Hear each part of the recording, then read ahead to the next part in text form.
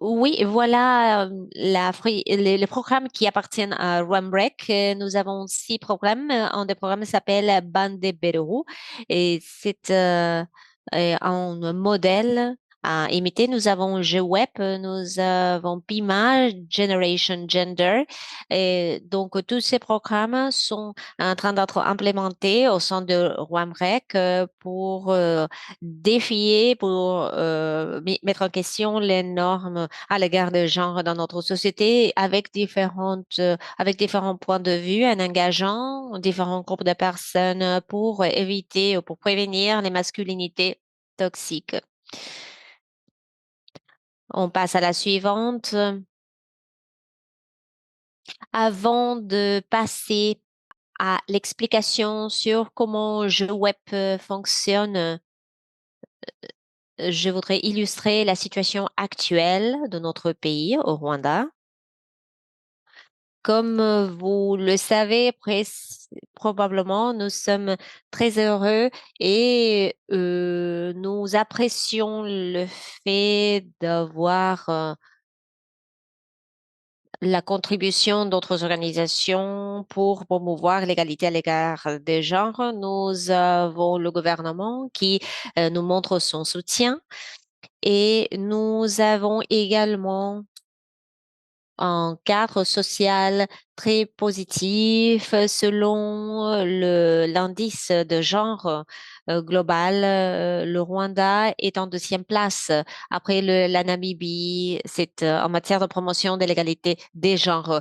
Pourtant, nous continuons à voir quelques lacunes qui continuent à exister et c'est pour cela que au sein de Rwamrek, nous faisons de notre mieux pour mettre en question et résoudre les lacunes qui persistent aujourd'hui. La toute première, c'est que nous, nous avons toujours des femmes qui sont très pauvres, qui sont plus pauvres que les hommes et il y a plusieurs femmes qui sont en chômage. Et on pourrait dire également que ils travaillent surtout dans le secteur de l'informel.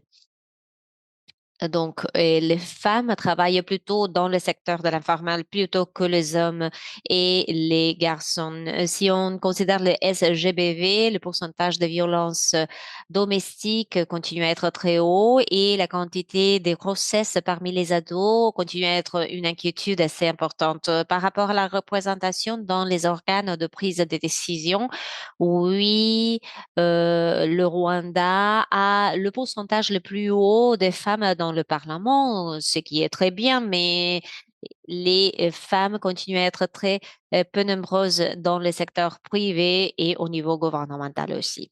On passe à la suivante, s'il vous plaît. Nous avons pensé que c'est important de parler de nos réussites, mais avant de la faire, il est important de savoir d'où nous venons, notre histoire. Lorsque l'on considère l'état de l'égalité à l'égard des genres en 2010, on peut voir que 95% des femmes étaient apprises à effectuer les tâches ménagères pendant leur enfance versus tout simplement 49% des hommes. Donc voilà la situation en 2010, n'est-ce pas? Lorsque nous regardons la prise de décision à différents niveaux, on peut voir que 75% des femmes et 57% des hommes ont dit que leurs épouses ou bien les hommes disaient qu'ils dominaient la prise de décision au sein de la famille, c'est-à-dire que c'était toujours les hommes qui prenaient la décision et 40% des femmes étaient insatisfaites de leur relation, leur rapport sexuel avec leur partenaire versus 14% des hommes. La même recherche a démontré que 73% des hommes rwandais et 82% des femmes disaient que le rôle le plus important des femmes dans la vie, c'est de prendre soin de leur famille. Et cette recherche a aussi constaté que 17% des hommes étaient des alcooliques. Donc voilà la situation de il y a 10 ans, plus de 10 ans. Ensuite, à partir de cette situation-là,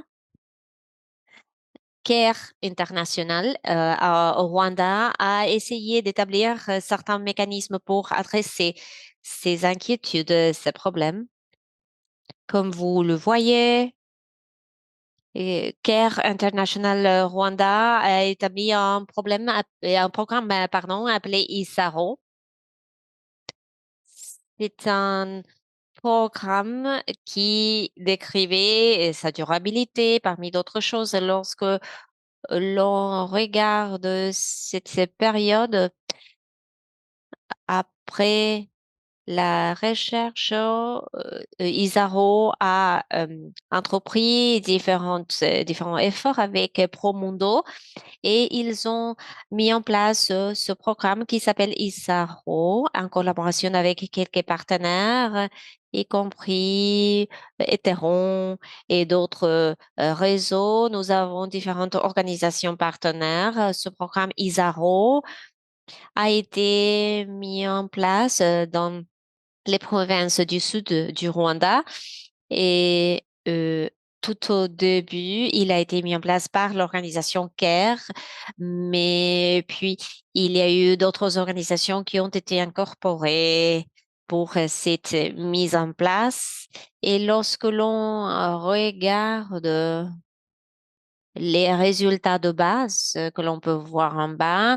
En 2011, on a constaté que les hommes dominaient la manière dont les femmes utilisaient l'argent. À partir du VSLA, les hommes ont tendance à cacher leurs revenus. Voilà la recherche, ce que la recherche a constaté. Nous avons également constaté que la santé des hommes n'était pas très bonne à cause de la consommation de l'alcool et pour d'autres raisons aussi. À partir de cette étude de base, nous avons constaté que le conflit portait sur l'argent, l'alcool et le rapport sexuel. Et les hommes et les femmes étaient ouverts à devenir de partenaires commerciaux. Voilà ce que nous avons constaté à partir de l'étude ISARO. Et donc, voilà les constats de base. Donc, à partir de cette période, nous avons utilisé le modèle Journey of Transformation, parcours de transformation JOT. Donc, voilà le manuel qui a été utilisé pour engager les hommes en tant qu'alliés dans l'autonomisation économique des femmes. C'est un programme ou un manuel développé par Equimundo avec Wamrek Anker. Le pilote a eu lieu en 2011 avec 30 couples. Et en 2012, il a été implémenté dans tous les secteurs des 6 districts où nous avons contacté, où nous avons incorporé, engagé plus de 2000 couples. Ce manuel a ensuite été adapté et il a été monté en échelle dans d'autres districts aussi.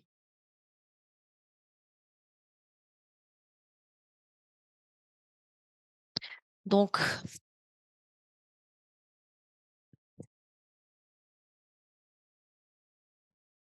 nous ne pouvons pas parler des réussites du jeu web sans partager la frise chronologique de ce programme depuis le point de départ jusqu'au présent. Ce programme, comme je viens de mentionner, a été lancé en 2011, le programme ISARO. Et à l'époque, il s'appelait ISARO. C'est comme ça que nous avons introduit un agenda général pour la transformation. Euh, nous,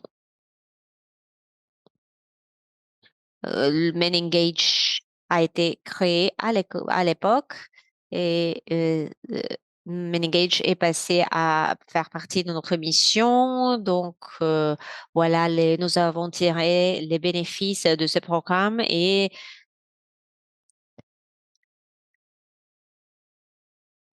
donc, euh, nous avons donc décidé de partager différentes expériences. Lorsque l'on regarde les années 2014 à 2015, C'était à ce moment-là que nous avons commencé à avoir l'engagement complet des partenaires dans ce programme. Et c'était comme nous avons commencé, c'était le moment pour sensibiliser les membres, pour nous assurer de consolider le club de Men Engage. Nous avons donc cultivé, développé la sensibilisation au sein de nos communautés et une série d'activités ont été créées pour nous assurer de euh, atteindre différents membres de la communauté. Quand vous regardez le GEWEP2 de 2016 à 2020, vous voyez qu'on a continué à travailler avec les mêmes personnes, mais on a ajouté quelque chose ici, et c'est que à partir du GVEP 1, en fonction des résultats que nous avons obtenus suite au programme ISARO, suite aux premières étapes, hein, nous avons vraiment vu les résultats. Ils étaient positifs. On a apprécié cela et on a voulu ajouter quelques autres personnes, quelques autres couples. On a fait participer donc ces gens entre qui avaient déjà travaillé de 2014 à 2015. Et donc dans GVEP 2, nous avons mis en place un modèle très intéressant. Et ici, on a essayé de se rapprocher des problèmes liés au genre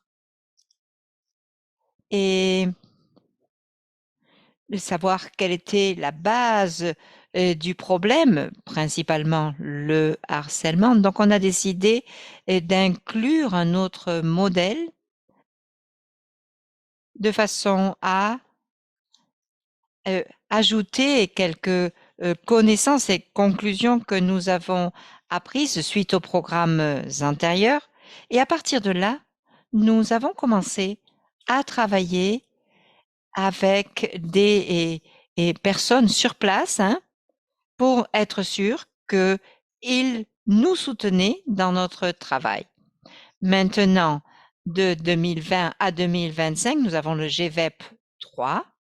Nous sommes en train de travailler sur l'évaluation du programme, à savoir les apprentissages qui ont été faits. Il faut, et c'est important pour être sûr que l'intervention offre des résultats et les résultats recherchés. Nous essayons de travailler davantage avec les jeunes. Nous avons collaboré avec Men Engage. Nous avons aussi des représentants des jeunes.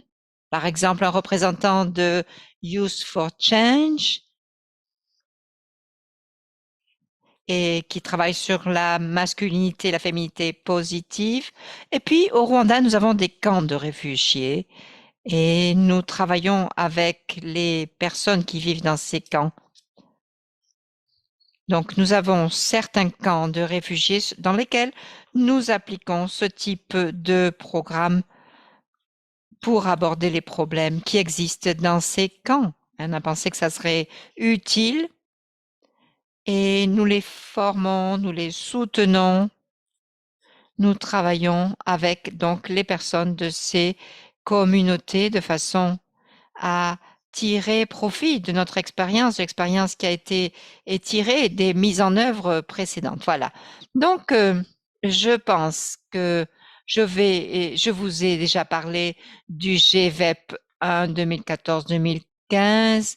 Je vais vous parler maintenant un petit peu de ces changements qui ont eu lieu. Alors, ici, vous voyez la théorie du changement, hein. L'objectif, hein, de notre intervention pour l'année 2025, hein, est de travailler avec les femmes les plus vulnérables, avec les femmes les plus socialement et vulnérables, de façon à renforcer leurs droits. Quand on regarde ces objectifs que vous voyez et donc tout en haut, hein, femmes vulnérables qui sont socialement, économiquement sûres et qui exercent leurs droits. Notre premier objectif, donc, c'est de travailler avec ces femmes, essayer de d'avoir une synergie, de créer une synergie dans notre travail, de façon à parvenir à cet objectif, hein. Et lorsque l'on applique cette théorie du changement, on constate qu'il y a trois domaines ici, hein, principaux, hein, trois domaines donc de changement importants, hein. Et donc on a, et lorsque les femmes vulnérables utilisent des opportunités socio-économiques et des services de qualité, par exemple, ça serait le premier domaine de changement. Ensuite, si l'environnement social permet et encourage ces femmes vulnérables à participer à la prise de décision et à demander, à réclamer et à jouir de leurs droits, et en même temps, troisième domaine, si les personnes qui ont des droits assurent que les femmes vulnérables puissent avoir un cadre juridique, opérationnel et approprié qui protège leurs droits. Donc, quand on a ces trois conditions réunies, à ce moment-là, on va pouvoir inclure les interventions que vous voyez en dessous, c'est-à-dire si l'on s'assure qu'il y a des liens financiers et qu'il y a des préventions de la violence contre les femmes et qu'il y a des partenaires sociaux qui sont développés, des partenaires stratégiques, pardon, des partenariats stratégiques qui sont mis en place, à ce moment-là, on peut être sûr que l'habilitation, hein, économique, sociale, que le changement social pour l'égalité des genres et pour le renforcement, hein, de l'habilitation des femmes, hein, ou l'autonomisation des femmes, et tout cela donc va garantir un travail avec les femmes lorsque ces partenariats existent et va garantir l'autonomisation des femmes.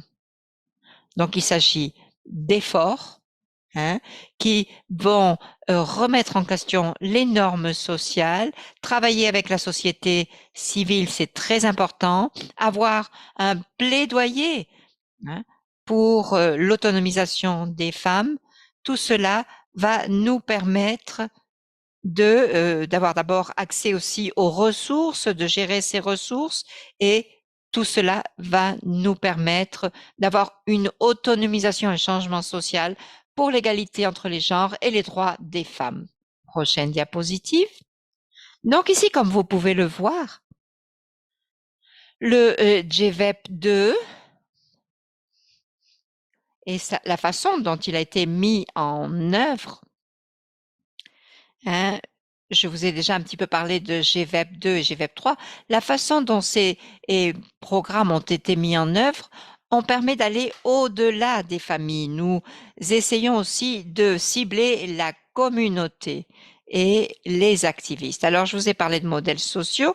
On essaie de penser à la participation des activistes de la communauté, hein, comme un modèle qui permettent de soutenir cette transformation générale qui est notre objectif. Donc, nous avons adapté ce modèle. Ensuite, nous essayons de sélectionner des activistes au sein de la communauté, hein. On les a sélectionnés, pardon, à partir des groupes de Men Engage, hein. Et puis, ces activistes de la communauté sont là et vont permettre de mobiliser les membres de la communauté. Bien sûr, on essaie de remettre en question certains systèmes qui existent au sein de la communauté pour parvenir à une égalité entre les gens. Nous pensons que si l'on a une communauté, hein, si l'on travaille, dans laquelle on travaille avec les hommes et les garçons et les femmes et les filles, ceux qui vont travailler avec nous vont soutenir leurs pairs, les membres de la communauté, et par conséquent, ils ont besoin d'un environnement dans lequel ils puissent travailler. C'est pour ça que l'on essaie de travailler avec différents leaders locaux. Donc, ces leaders qui peuvent être des leaders religieux, des autorités locales, commencent à travailler avec nous, et l'engagement de ces dirigeants est nécessaire pour soutenir pour appuyer ou soutenir les efforts qui visent à remettre en question les normes négatives en matière de genre. Prochaine diapositive. Donc, ici, vous voyez, comme je l'ai dit, nous avons donc ces leaders religieux qui nous soutiennent dans ce processus et qui luttent contre cette approche négative, et du genre. C'est très important de travailler avec les chefs religieux pour l'égalité des sexes en se référant à la fois à la loi rwandaise et aux livres religieux qui sont la Bible et le Coran, puisque certaines personnes, les pasteurs ou les leaders religieux disent certaines choses aux femmes, et le problème, c'est que cela a un impact sur la communauté. Donc, nous essayons de travailler avec ces chefs religieux pour qu'ils changent leur approche. Nous essayons de modifier cela parce que sinon cela est traduit par une autre forme de violence qui peut être donc de nouveau néfaste pour les femmes. Et nous essayons de travailler avec eux pour que le message qu'ils fassent passer à la communauté soit un message différent. Oui, donc je vous ai parlé de la théorie du changement. Je disais que nous utilisons ce modèle du pouvoir. Ici, vous voyez, donc les hommes, on essaie, et ici vous voyez un modèle, on essaie de faire participer les hommes et les femmes, le foyer, et les communautés. On travaille au niveau des foyers et des communautés, de l'environnement local, et nous travaillons aussi au niveau national. Donc ici, nous travaillons au niveau individuel pour travailler avec les hommes, les femmes et les filles, pour travailler à leur autonomisation économique, sociale et politique. Ensuite, nous travaillons pour organiser et faire participer les hommes et les garçons. Nous avons un travail avec différentes plateformes avec lesquelles nous collaborons dans ce sens pour faire participer les hommes et les garçons. Mais nous travaillons avec la communauté, avec les communautés pour faciliter le dialogue de la communauté, l'activisme et l'action que l'on met en œuvre auprès de ces communautés. Nous essayons aussi de faire participer les responsables de certaines choses au niveau local et les fournisseurs de services au niveau local, pour en parler avec eux, pour voir comment est-ce que l'on peut améliorer cette approche de façon à créer des synergies et pour s'assurer que toutes les parties prenantes participent ici à ce travail. Nous essayons de joindre les décideurs, bien sûr, à travers un système de plaidoyer. Nous essayons de collecter des informations sur le terrain pour savoir ce qui se passe. Est-ce qu'il y a des problèmes concernant les femmes et les filles, Et donc, on essaie comme ça de s'assurer que le plaidoyer est fait et que nous avons les alliés dont nous avons besoin au sein de la communauté. Ensuite, oui, nous allons parler de ce GVEP 3. Donc, c'est un résumé de toutes ces approches, de tout ce dont nous avons parlé jusqu'à maintenant. Cette phase, la troisième phase de ce programme de genre et autonomisation des femmes, Ici, nous avons essayé de combiner ces approches et nous utilisons donc la journée de transformation, l'activisme de la communauté, les clubs de participation des hommes, la participation des leaders, la participation des jeunes aussi, hein, pour s'assurer que nous avons vraiment, nous attirons vraiment l'attention et l'intérêt de tous les membres de la communauté, toutes les catégories, et que toutes les catégories des membres de la communauté participent à ce processus également. Bien, alors je vous parlais justement du GVEP 1, GVEP 2 et GVEP 3. Maintenant, je vais vous montrer cette vidéo et qui va vous montrer en quelques minutes ce qui est fait, ce qui a été fait au sein de la communauté. Et peut-être que nous aurons le temps ensuite d'en parler. Est-ce que quelqu'un peut mettre la vidéo en marche?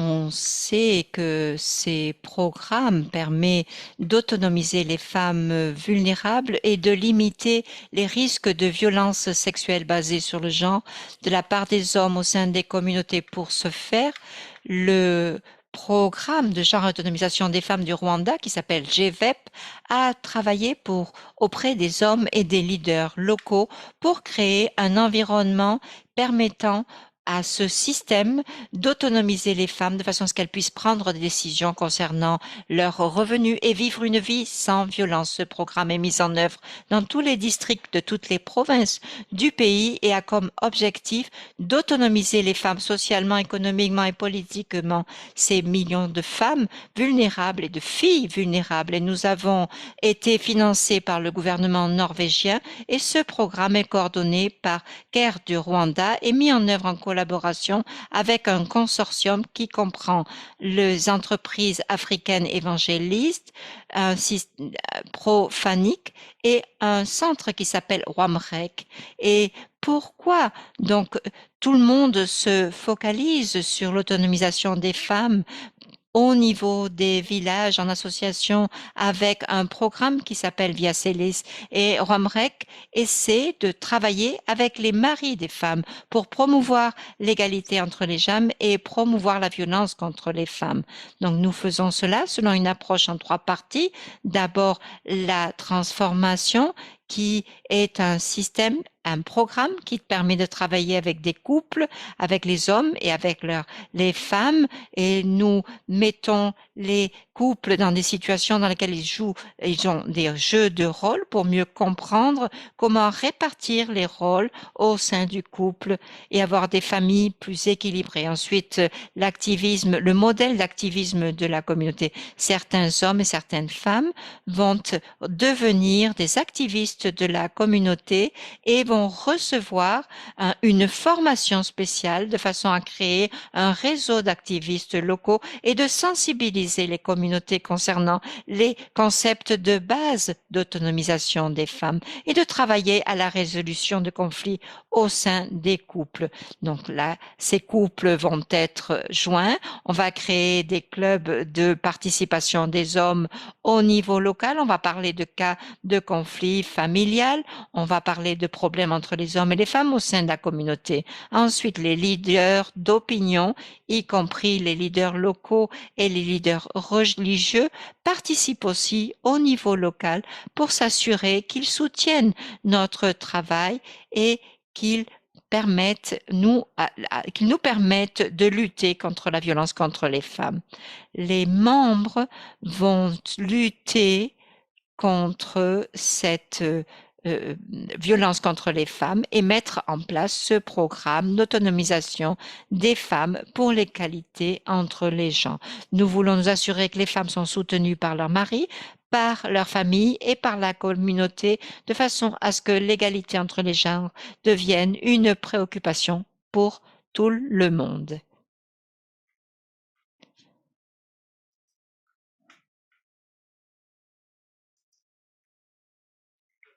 Merci, merci beaucoup. Je vois que vous êtes parvenu à passer la vidéo, non? Je crois que tout le monde a pu la voir.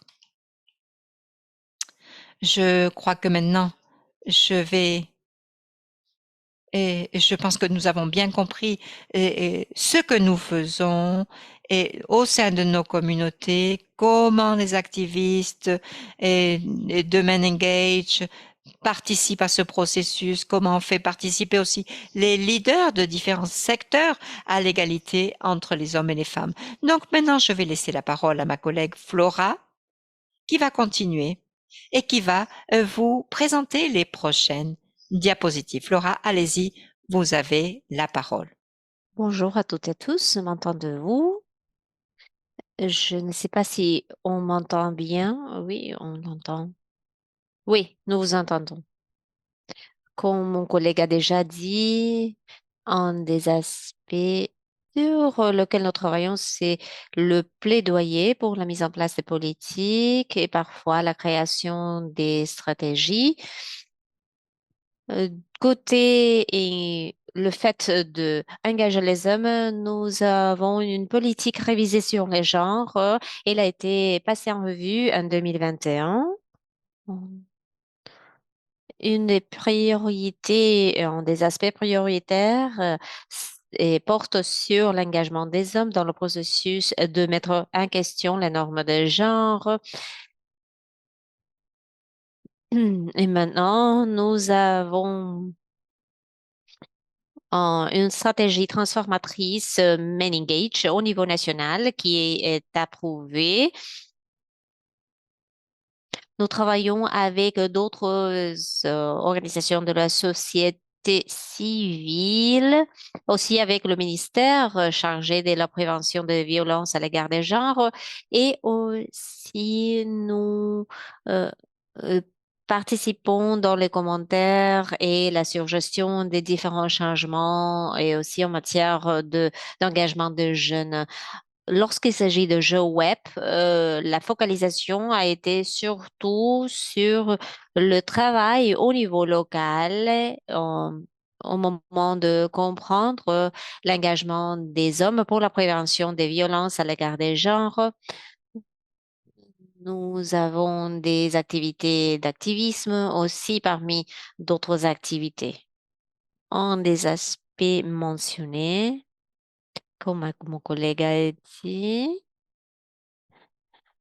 tout au long de ces années et qui est en cours maintenant, c'est que nous avons réussi à avoir impact sur différentes personnes et nous avons réussi à contacter différents groupes au niveau de la communauté. Dans les réseaux de Sylvat, nous avons donc, par exemple, comme vous pouvez voir dans cette diapo, jusqu'à ce moment, nous avons formé un total de presque 3000 couples qui ont été contactés et qui se trouvent maintenant aux différents niveaux, ISARO, je web 1, je web 2, je web 3. Et surtout, nous avons couvert le sud du pays, comme mon collègue a déjà dit. À part le travail avec le couple, nous avons le club Men Engage. Ce sont des clubs qui ont été créés surtout après les formations qui ont été tenues après la formation. Les couples passent au niveau de club et c'est là où on discute différentes positions, on se met en question et on partage les différents changements. Et, nous, nous avons des clubs à différents niveaux de l'évolution. Isaro, par exemple, nous avons plusieurs clubs au niveau d'Isaro parce que nous avons formé plusieurs personnes au niveau du programme Isaro, mais nous avons également des clubs de Men Engage au niveau des jeux web 1, 2 et 3. Donc, se réunissent toujours. Nous avons CAS. Les CAS, ce sont les activités d'activisme au niveau de la communauté. On essaie d'expliquer lorsque nous avons les formations des couples, comme j'ai déjà dit, il y a le club Men Engage, mais nous sélectionnons ici aussi les membres du couple qui ont été formés. Il ne faut pas que ce soit en couple, nécessairement, on peut être aussi, il peut avoir des individus, donc on fournit des formations supplémentaires pour que ces individus puissent revenir à la communauté et ils agissent en tant que leaders, en quelque sorte, lorsque, par exemple, quand il faut discuter des différents sujets. Donc, ce sont les leaders qui discutent des différentes questions selon ce qui se passe au sein de la communauté. Ces leaders agissent comme des guides pour prendre différentes décisions.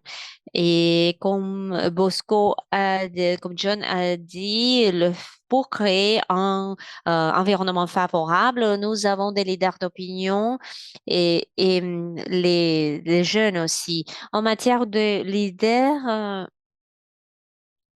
si on considère la structure de leadership, il y a le niveau du district et nous commençons au niveau national, mais nous penchons aussi sur le niveau du district et le village.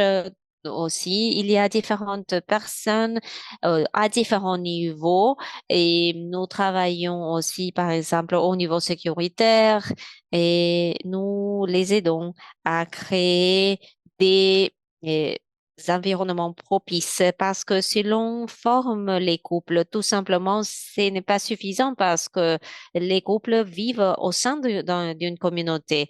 Donc, il y a des membres de la communauté qui pensent que la violence à l'égard des genres, ce n'est que la violence physique. Donc, il faut agir comme rôle à imiter, comme patron, et il faut que la communauté comprenne que qu'est-ce que la violence à l'égard des genres, et l'égalité des genres, etc. Et en outre, nous avons incorporé les jeunes Youth for Change, voilà le nom, ce sont des clubs de jeunes pour le changement. Et donc, c'est pour discuter de ces sujets avec les jeunes. Et c'est très important parce qu'ils sont les prochaines générations. Ils vont être des parents dans l'avenir. Ils appartiennent à la communauté. Donc, ils doivent s'y connaître. GBV, violence à l'égard des genres. Euh, la violence à l'égard des genres peut se passer bien sûr au niveau du couple, mais aussi à n'importe quel niveau au sein d'une famille, dans la communauté en général, etc. C'est pour cela que c'était tellement important de former les jeunes. Comme John a déjà dit, nous avons différentes évaluations tout au long du programme Isaron jusqu'à présent. Je peux vous donner un exemple pour vous montrer le changement des différentes attitudes de la part des hommes. Je vais en citer quelques-unes si vous voulez avoir les conclusions. Nous pouvons bien sûr les partager avec vous avant le jeu web. Et voilà la comparaison entre au début, le début du jeu web et la fin du jeu web. Donc, par exemple, les attitudes des hommes vers la sécurité économique des femmes, les attitudes des hommes envers la participation des femmes, les attitudes des hommes envers la protection la santé sexuelle et reproductive des femmes et leurs droits. Donc, comme vous le voyez, il y a une augmentation entre la ligne de base et la ligne finale, sauf l'attitude des femmes envers la violence basée sur les genres. On a vu une diminution, une réduction. Euh, euh, les femmes ont du mal à... Donc, si cette perception est réduite, donc c'est un changement positif en fait, parce que ça veut dire que on a réduit l'exercice de la violence contre les femmes.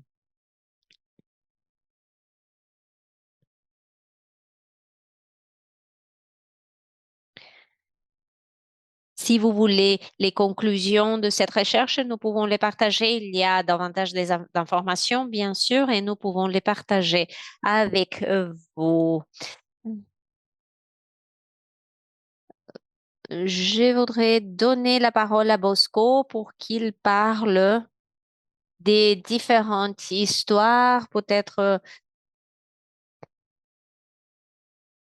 pour qu'il puisse partager avec nous un peu de background sur les familles qui ont traversé ce processus. Bosco, vous avez la parole. Merci, Flora. Merci beaucoup. Oui, en fait, voilà un de couples qui a participé du processus de transformation de notre programme. C'est un homme qui travaillait avec sa femme et maintenant ils viennent ensemble aux réunions du programme. Monsieur Évariste, comme vous le voyez, dit et que il y, voilà la citation, j'ai fait tout ce que je voulais faire sans le consentement de ma femme. Oui, donc voilà un de couples qui a été sélectionné et parmi ces couples-là, c'est total de presque 3000 couples, 80% de ces couples, et dans 80% de ces couples, il y a une expérience, il y a eu une expérience de violence et, et au moins c'est la femme qui devrait participer à nos réunions. Donc,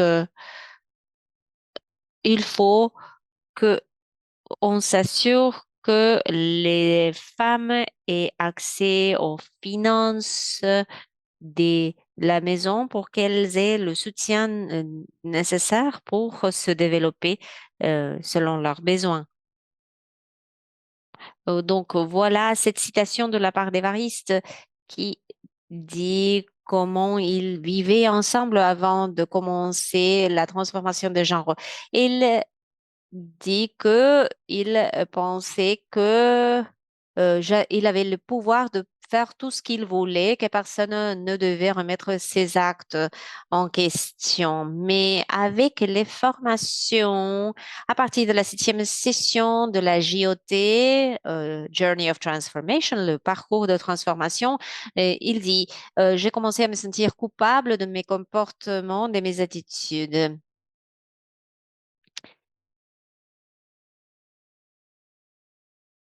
Il dit que lors de la première session, il s'est rendu compte de la situation qu'il vivait au sein du couple. La deuxième fois qu'il est venu, il a dit, je vais vérifier encore une fois ce qui se passe à la maison et les choses se sont améliorées. Il est revenu à la maison avec sa femme et à partir de la 7e session, à la fin de la 7e session, ils reviennent, retournent à leur maison et ils apprennent des exercices pratiques, des changements d'attitude qu'ils peuvent mettre en place sur la gestion du revenu, sur la prise de décision à la maison, etc. Donc, avec ces sessions-là, on essaye de découvrir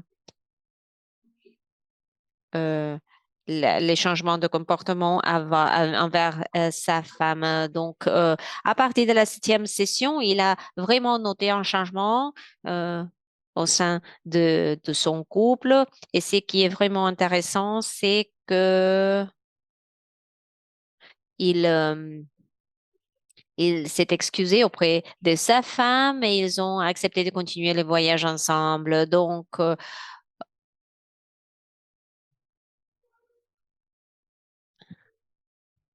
et maintenant, ils sont en train de compléter leur formation tout au long des séances. Donc, voilà une famille pacifique qui a introduit différents changements et Maintenant, oui, et nous sommes tellement ravis de voir qu'ils ont réussi à mettre en place tous ces changements pour les biens du couple.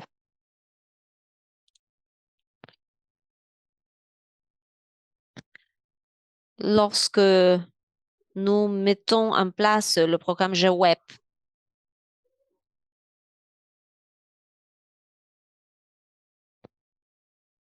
il y a différentes organisations qui se sont impliquées et qui n'ont, c'est difficile d'atteindre toutes les personnes dans leur communauté. Donc, lorsque il y a un changement qui est réussi au sein d'un couple, ce couple-là commence à agir comme leader pour aider les autres à changer eux-mêmes. Donc voilà un des couples que nous avons contacté euh, à travers les activistes communautaires. Ce sont ces activistes qui se sont connectés, qui se sont contactés avec ce couple-là. Ils disent, voilà, Alphonsine et son mari. Lorsque nous avons commencé à avoir beaucoup d'enfants, elle dit Alphonse a commencé à changer son comportement, il est devenu ivrogne, il a commencé à me battre. Elle nous dit, et les enfants ont été battus aussi. Donc,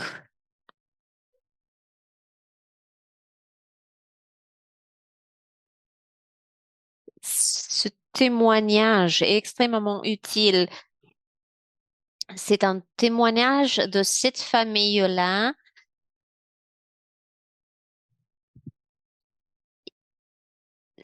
Le mari a commencé à changer son comportement à cause d'avoir eu beaucoup d'enfants. Donc,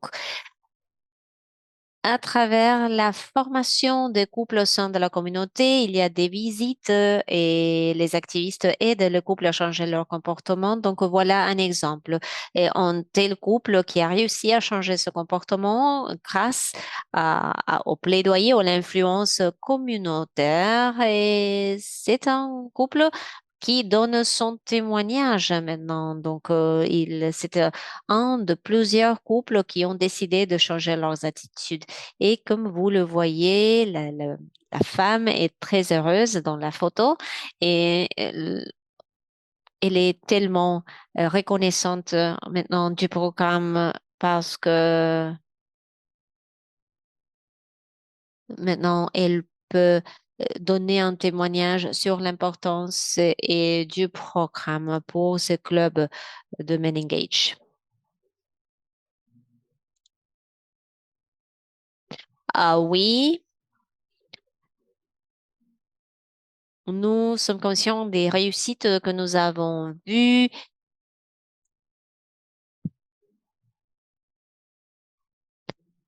à travers entre les domaines sur lesquels il faut mettre de l'emphase et il faut continuer à donner notre soutien sur les différents secteurs sur lesquels nous avons travaillé.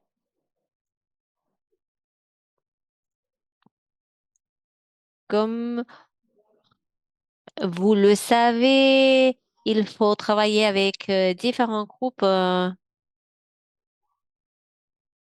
Ils veulent renforcer la composante Youth for Change. Il faut s'engager depuis beaucoup de temps. Nous pensons à ce que il faut continuer à faire des efforts dans notre travail avec les autorités locales.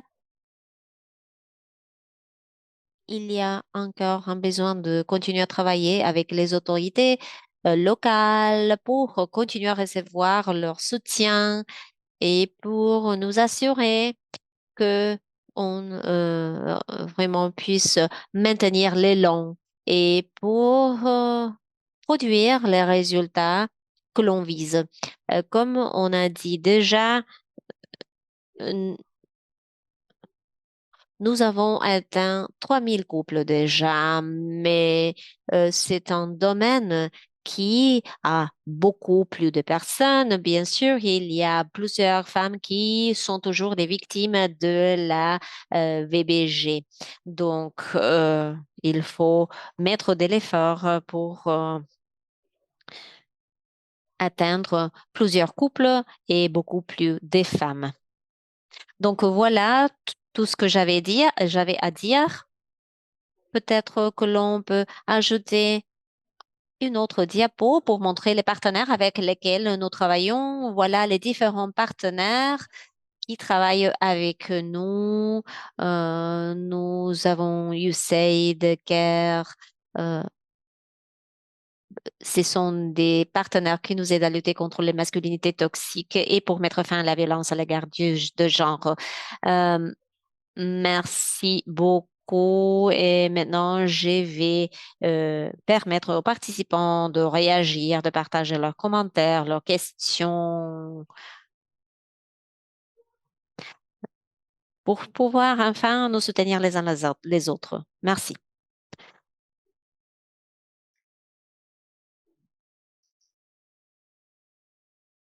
Merci. Je pense que nous allons pouvoir maintenant passer aux questions, aux commentaires des participants. Si vous avez quelque chose que vous souhaitez partager avec les participants, vous pouvez les envoyer ou lever la main. Et nous avons 25 minutes environ pour prendre vos questions. Donc, vous pouvez lever la main ou utiliser le chat. Merci beaucoup. Ma question porte sur votre expérience en termes de formation, les personnes qui donnent ces ateliers, les différentes stratégies que vous utilisez pour avoir un impact à travers ces ateliers, quels sont les processus que vous recommandez pour recruter des personnes qui vont donner ce type d'atelier pour avoir vraiment une programmation et un programme permettant de parvenir à une transformation des participants. Merci pour la question. Est-ce que vous voulez répondre à la question, Bosco, ou est-ce que vous voulez qu'on passe à la question suivante? Peut-être que l'on peut prendre quelques questions et ensuite prendre le temps d'y répondre, comme vous préférez en fait, Bianca. Bien. Traoré, je vois votre main levée, donc allez-y, vous avez la parole. Et ensuite, Ruben Reyes. Oui, bonjour. Merci Alex Soudan donc pour pour ce riche partage. Moi, je suis Orokiatou Traoré, je travaille à la SNV Burkina.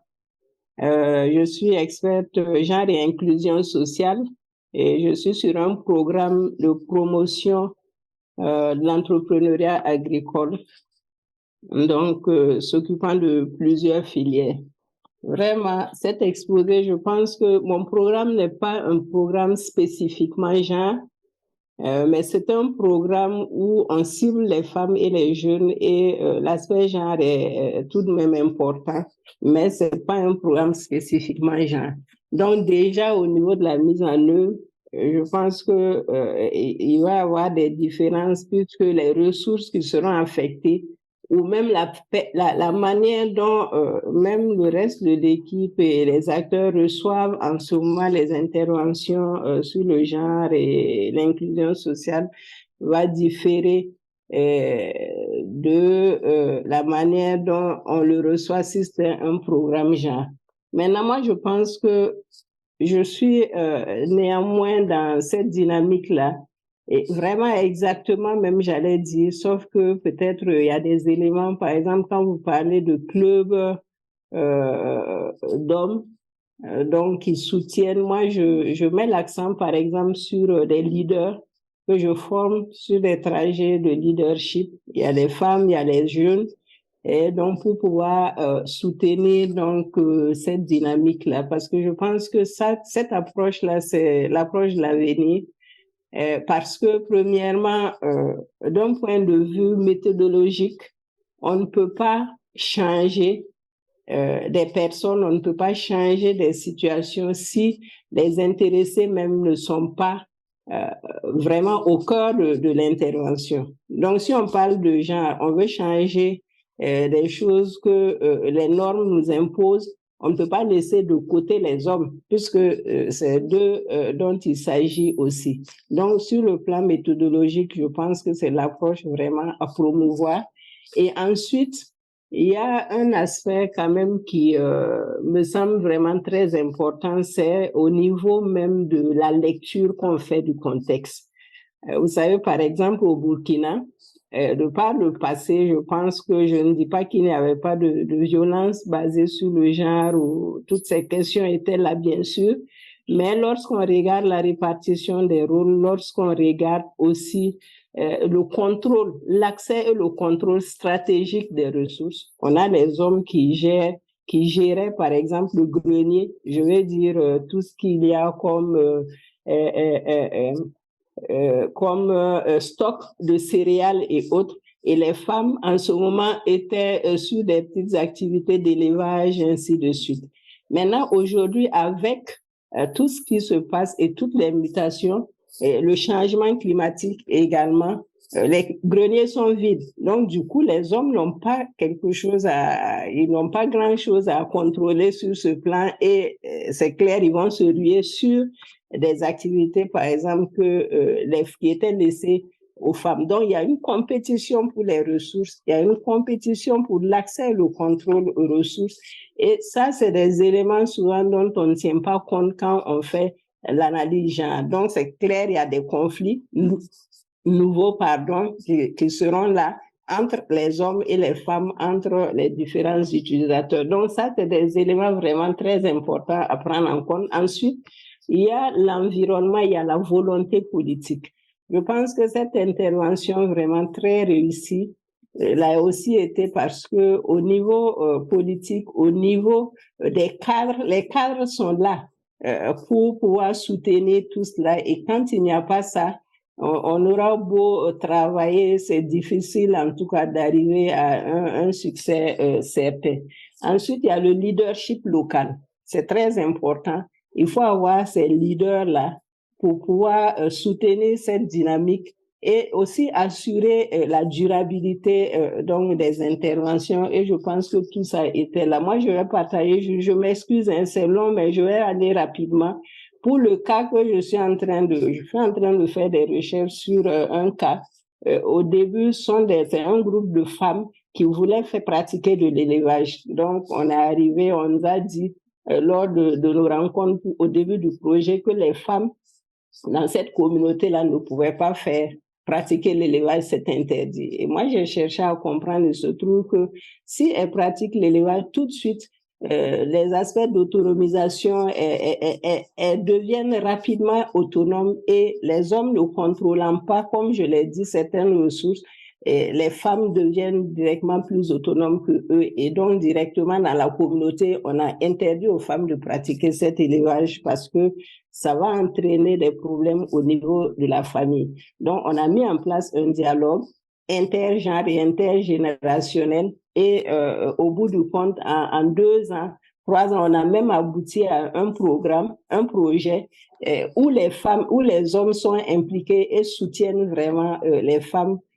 donc dans cette dynamique-là d'autonomisation et ça contribue aussi à la résilience des ménages. On pourrait, si les recherches sont avancées, et on pourra vraiment partager pas mal de choses.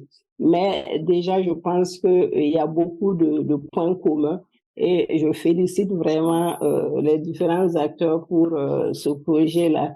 Et je souhaite rester en contact avec eux pour bénéficier davantage de leurs expériences. Je m'excuse, je suis longue. Merci beaucoup, j'en ai fini.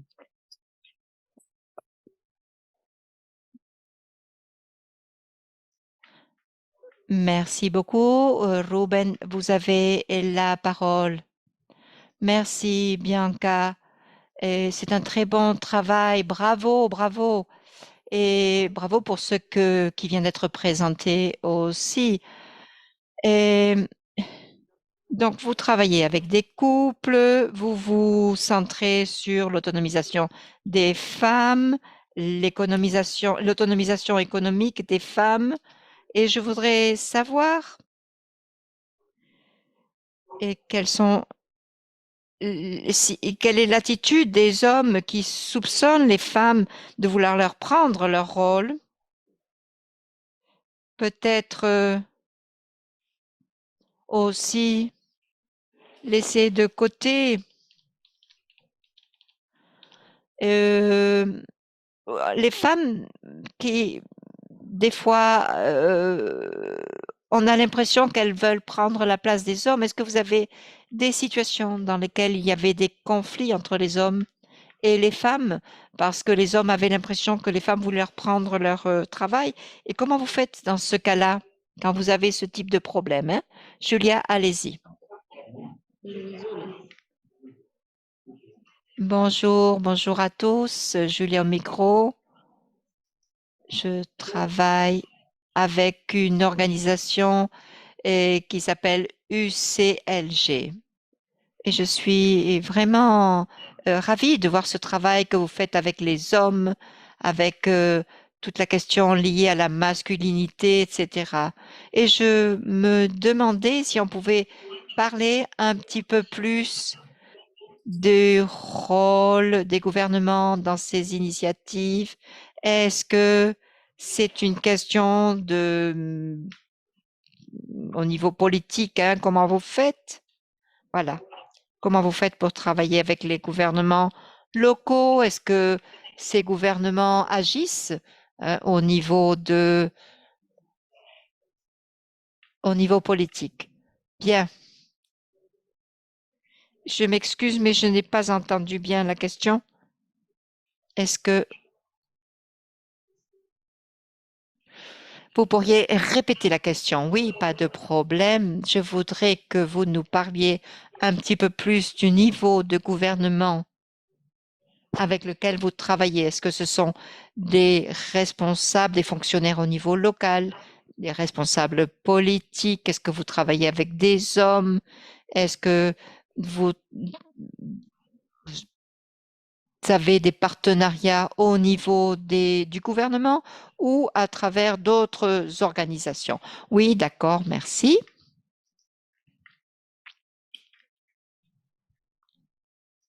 Bien, Bosco, peut-être que vous pouvez répondre. Il y a d'autres questions dans le chat. Ensuite, on pourra les lire. Bosco, au micro. Bien, je vais demander à ma collègue peut-être de répondre à ces questions. Et pendant ce temps, je vais répondre, ou je vais prendre d'autres questions peut-être. Bien, si j'ai bien compris la première question, on nous a demandé comment former les formateurs, hein? C'est bien cela, non?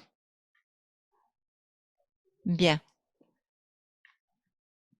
Donc, sur ce projet dont nous parlons, nous ne formons pas les formateurs, nous formons des activistes, hein, des couples qui vont travailler avec nous, hein, qui vont travailler au niveau de la communauté et qui vont essayer de faire participer des hommes sur cette approche basée sur le genre, hein. Donc, nous ne formons pas des formateurs, nous formons ce qu'on appelle des activistes, hein. Donc, ce sont des couples qui vont travailler avec nous.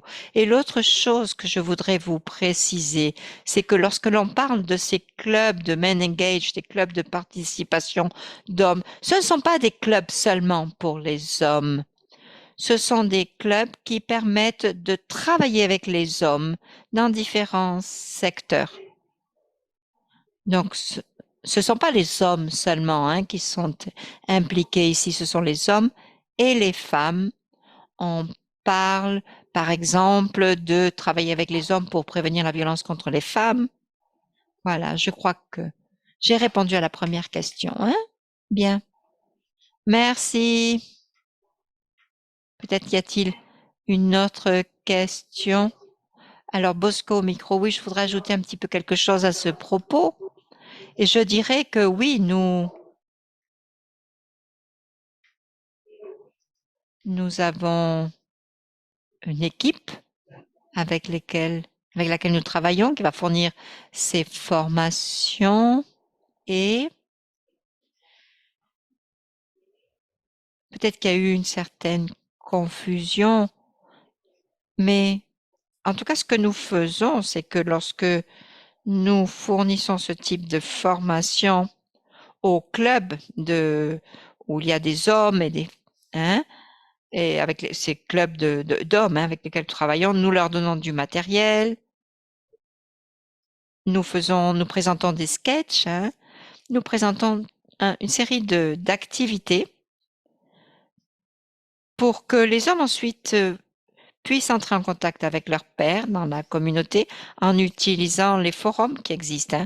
En Ouganda, par exemple, nous avons ce que nous appelons un dialogue, une plateforme de dialogue au sein de la communauté.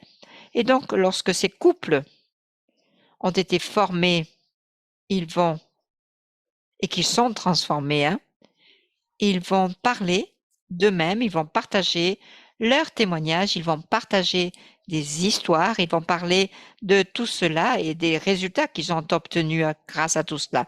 Donc, lorsque les personnes partagent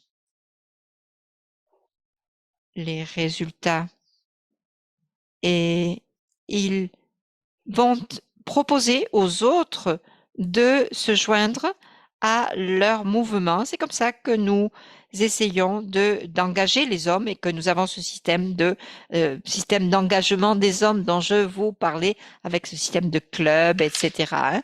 Voilà, c'est comme ça qu'on arrive à convaincre les hommes. Ensuite, Madame Traoré nous a parlé de son expérience et je la remercie beaucoup et de nous avoir parlé de son travail. C'est très intéressant et je la remercie aussi de son intérêt. C'est très important de promouvoir les femmes aussi dans tous les secteurs et les différents problèmes dont vous avez parlé, tels que le changement climatique et son impact sur l'organisation entre les femmes et les hommes, cette compétition, cette concurrence qui existe, ce sont des problèmes sur lesquels nous travaillons aussi. Et il faut travailler avec des modèles écologiques peut-être qui permettent de lutter contre ce type de choses. Et puis, vous avez parlé de la façon dont les femmes n'ont pas l'autorisation de participer à l'élevage. Donc, dans notre contexte, nous essayons d'aborder ce problème parce que, par exemple, vous voyez, il y a eu le génocide au Rwanda et nous avions un grand nombre de femmes qui sont maintenant des veuves et nous devons leur permettre de prendre en charge leur vie, les ressources. Et donc, il y a des fois des problèmes qu'elles doivent assumer. Si vous n'autonomisez pas ces femmes pour pouvoir gérer leurs ressources, à ce moment-là, elles doivent demander à des hommes de les aider. Et parfois, cela va avoir une série de conséquences. Et donc, cela veut dire que nous devons lutter contre cette concurrence qui existe au niveau des ressources et voir comment les femmes peuvent aller au-delà de tous ces problèmes, changer ces mentalités, établir un partenariat avec les institutions pour lutter contre cela et de façon à ce que les femmes puissent contacter des personnes qui les aident. Lorsque les transformations atteignent les hommes, ces hommes peuvent aider ces femmes dans ce qui traverse ces situations. Donc, cela demande une volonté politique et l'autonomisation des femmes.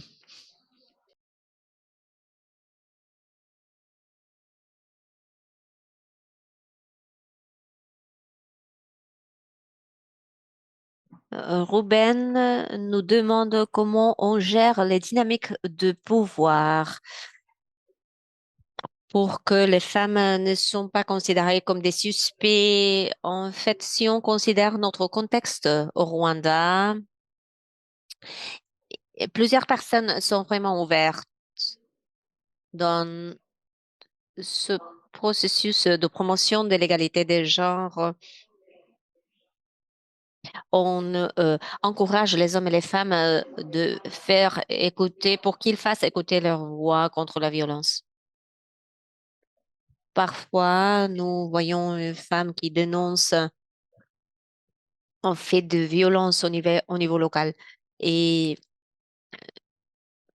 à travers nos partenariats, nous essayons de adresser ce cas aux différents membres de la communauté. Et je parle surtout des membres qui sont les responsables de aider les autres à changer leurs attitudes et qui les soutiennent, qui soutiennent le couple, et qui les aident à changer. Et ce sont des personnes auxquelles les autres font confiance et qui peuvent démontrer que il peut démontrer que les couples peuvent vraiment changer. Donc, il n'y a pas de suspicion, bien sûr, dans certains cas. Je ne peux pas assurer que ça se passe dans 100% des cas, mais ce que l'on voit, c'est que les couples et les familles s'entraident et les familles elles reçoivent l'aide des activistes que nous avons formés pour changer la donne au sein de la maison et ils aident leurs voisins à faire d'eux-mêmes. Donc, pour gérer les dynamiques de pouvoir, encore une fois, qu'est-ce que nous faisons? Nous mettons des efforts pour aider la communauté et nous sommes là pour soutenir le changement des personnes. Si un voisin dit que quelqu'un a changé, par exemple, si c'est quelqu'un qui est, se battait avec les autres tout le temps et après les deux visites à domicile, la chose a changé. Donc, à ce niveau-là, on peut fournir un peu de soutien. Il y a des cas qui sont adressés à d'autres niveaux ou à notre personnel, tout simplement dans le but de fournir du soutien et changer les dynamiques. Pour la question posée par Julia, elle nous demande sur le niveau d'engagement gouvernemental, comment est-ce que nous travaillons avec le gouvernement? Donc, nous travaillons avec le gouvernement à tous les niveaux. Par exemple, au niveau communautaire, nous, nous avons les leaders villageois. Donc, c'est en coopération au niveau local et nous avons des collaborations aussi au niveau provincial, au niveau du pays. Donc, nous engageons les différents leaders au niveau du village, au niveau du district aussi. Nous,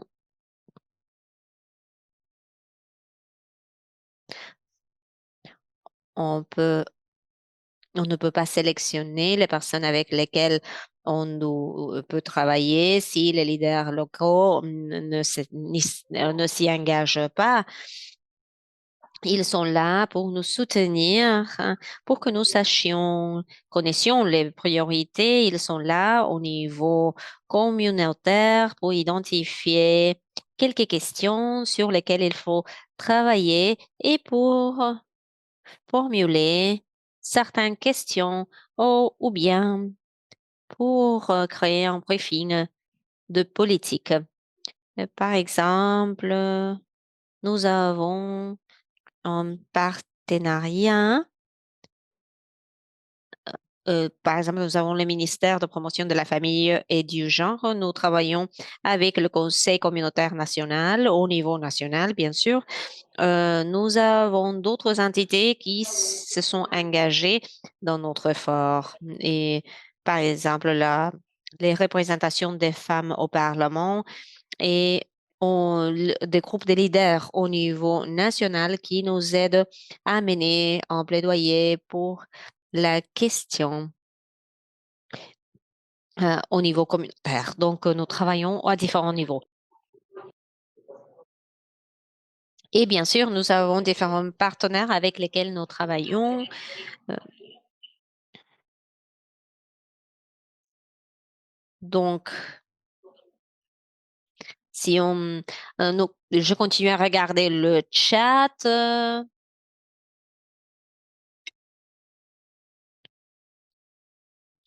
Je vois que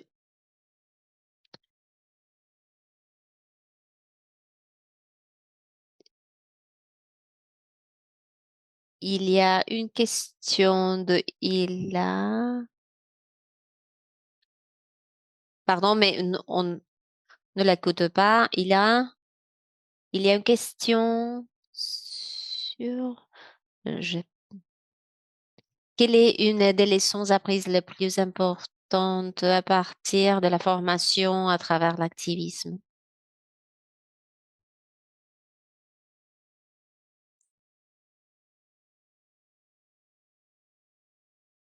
Oui, je crois que ce sont des informations déjà mises dans le chat. Euh, Ce que nous avons constaté, c'est que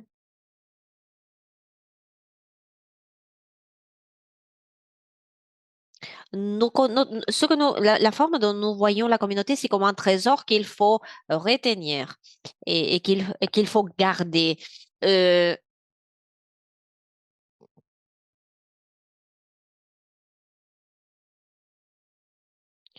c'est nous qui devons répondre à la communauté. Ce que nous avons constaté, c'est que si on considère la manière dont les activistes travaillent, et comment ils gèrent les violences basées sur le genre, je me suis rendu compte que au sein de la communauté, nous avons les ressources dont nous avons besoin et que nous pouvons les utiliser de manière efficace. Si on engage les gens, si on s'engage comme membre de la communauté et pas comme quelqu'un de extérieur, euh, c'est beaucoup mieux. Une deuxième leçon que j'ai apprise, c'est ce que j'appelle l'environnement. Le fait d'avoir un environnement propice dans n'importe quel contexte. Si l'environnement, si le contexte est sécure, le succès sera assuré. Ici, je prends la décision à partir du contexte parce que lorsque nous avons commencé à engager les différents participants, il y en avait certains qui n'avaient pas assez de compétences ou peut-être qu'ils ne connaissaient pas l'importance d'engager les hommes pour gérer différentes questions. Donc, ce que j'aime bien de cette formation, ce type de formation, c'est que quand on essaye de créer un contexte favorable, propice pour aborder le succès, ce que l'on vise, c'est beaucoup mieux. Donc, c'est tout. Une autre question.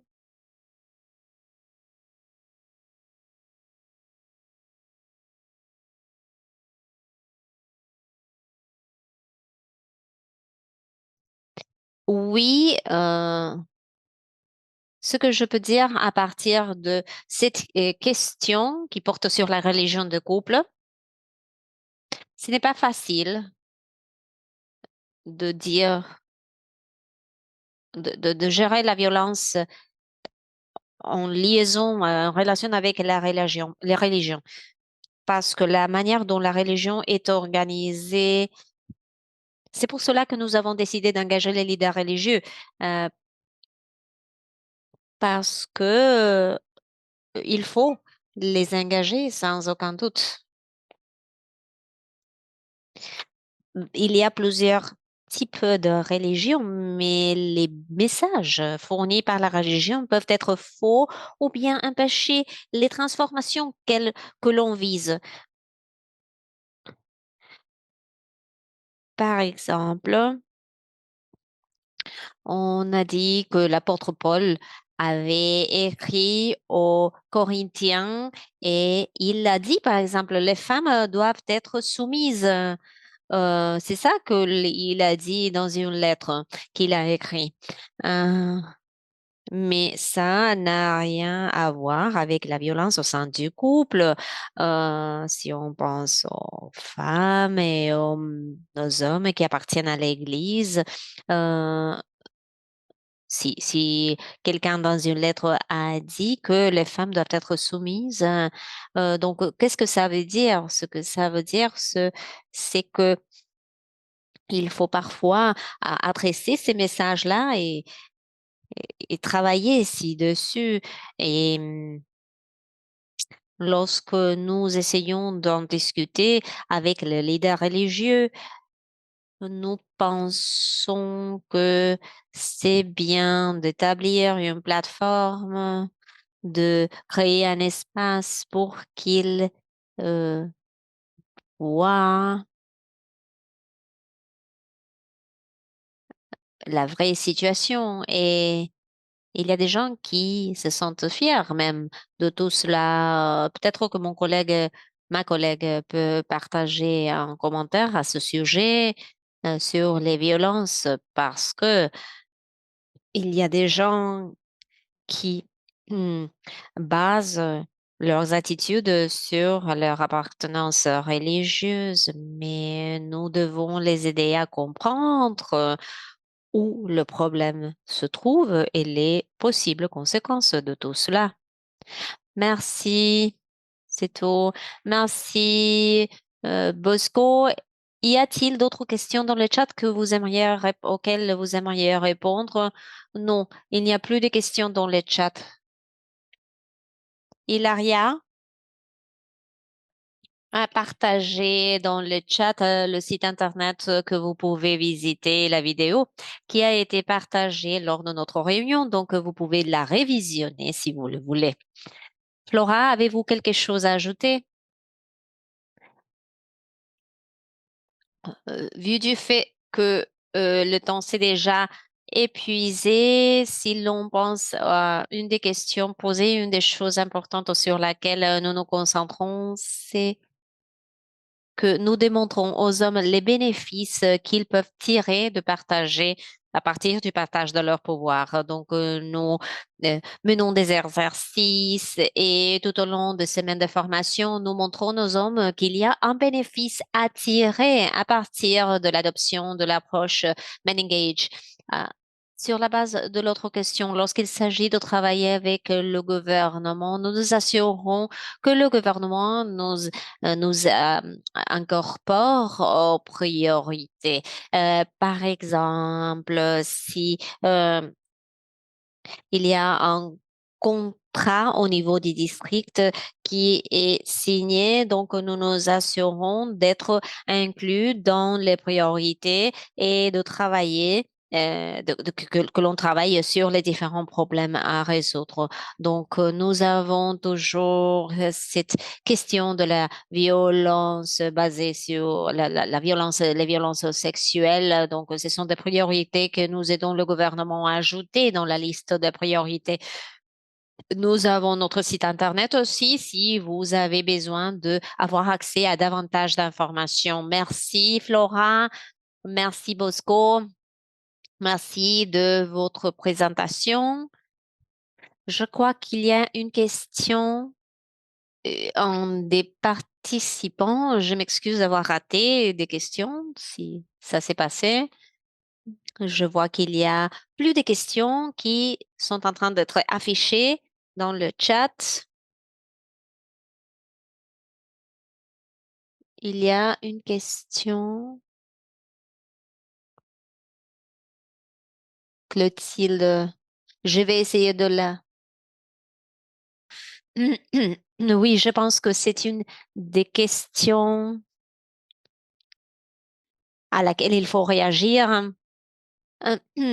Bosco, le temps s'est déjà épuisé, donc la réponse doit être assez brève, s'il vous plaît. Pas de problème, hein, mais répondez, s'il vous plaît, dans le moindre délai possible. Je ne connais pas ce type de situation, cette concurrence. Ce que nous faisons, ce que nous voulons, ce que nous suggérons, c'est de promouvoir l'égalité des genres, non seulement parmi les hommes. Nous ciblons les hommes ainsi que les femmes parce que nous les voyons comme des partenaires pour nous assurer que tout le monde comprenne les bénéfices de l'engagement ensemble, de l'engagement conjoint dans cet effort. Donc, nous établissons une plateforme pour comprendre les femmes aussi et pour les incorporer, pour avoir leur participation et voir quels bénéfices elles peuvent tirer de cette discussion. Donc, il s'agit donc de concevoir une plateforme, un espace disponible pour qu'elles puissent voir les choses ensemble et pour qu'ils puissent changer ensemble. C'est ça que nous faisons pour nous assurer que personne ne soit laissé de côté. Merci. Merci. Merci Bosco, Flora, de votre présentation. Merci à tous les participants. Nous allons partager l'enregistrement de cette réunion. Il y aura des ressources qui seront disponibles en ligne. Si vous avez d'autres questions, vous pouvez contacter les orateurs directement pour qu'ils puissent répondre à vos doutes. Merci. Nous aurons une autre séance le mois prochain et nous avons la session finale sur la décolonisation aussi. Donc, nous allons avoir une série de 6 sessions et le 12 septembre, ce sera la session finale de la totalité de 6 séances. Donc, essayez de nous rejoindre si vous pouvez le faire. Merci à tous, merci aux interprètes et nous allons nous retrouver d'ici peu. Merci beaucoup. Merci à vous.